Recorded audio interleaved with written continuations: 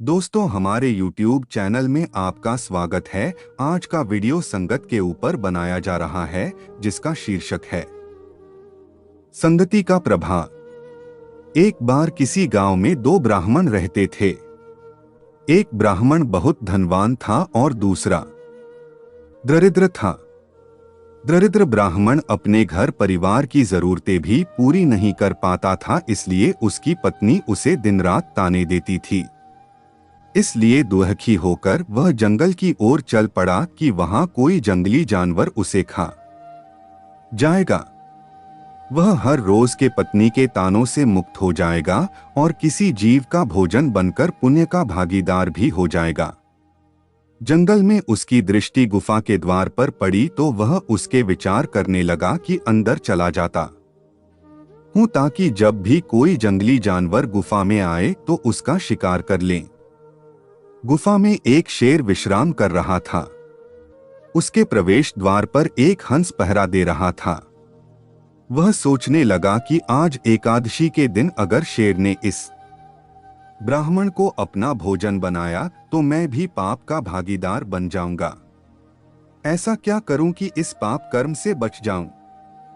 उसे एक उपाय सूझा। उसने कहा कि हे जंगल के राजा, आज एकादशी का बहुत ही पावन दिवस है।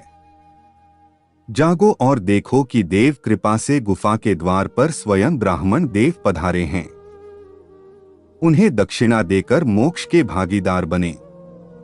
ऐसा करने से आप जन्म मृत्यु के बंधन से मुक्त हो जाएंगे और पशु योनि से भी छुटकारा मिल जाएगा।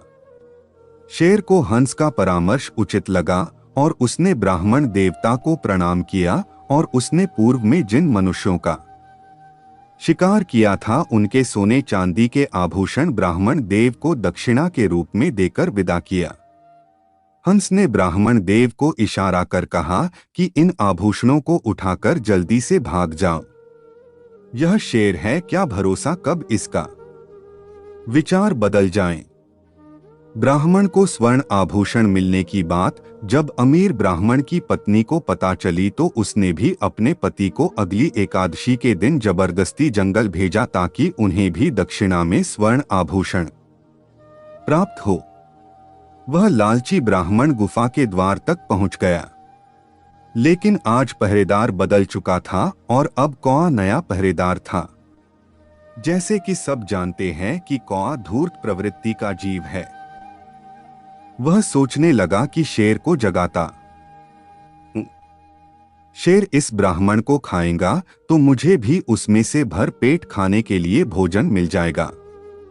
ऐसा विचार कर वह काव काव करने लगा। इससे शेर की नींद खुल गई और शेर गुस्से में दहाड़ने लगा और उसने गुफा के द्वार पर जब दूसरे ब्राह्मण को देखा तो वह समझ गया कि कौआ क्यों काव काव कर रहा है। शेर उस ब्राह्मण को खाकर पूर्व में किए पुण्य कर्म को नष्ट नहीं करना चाहता था।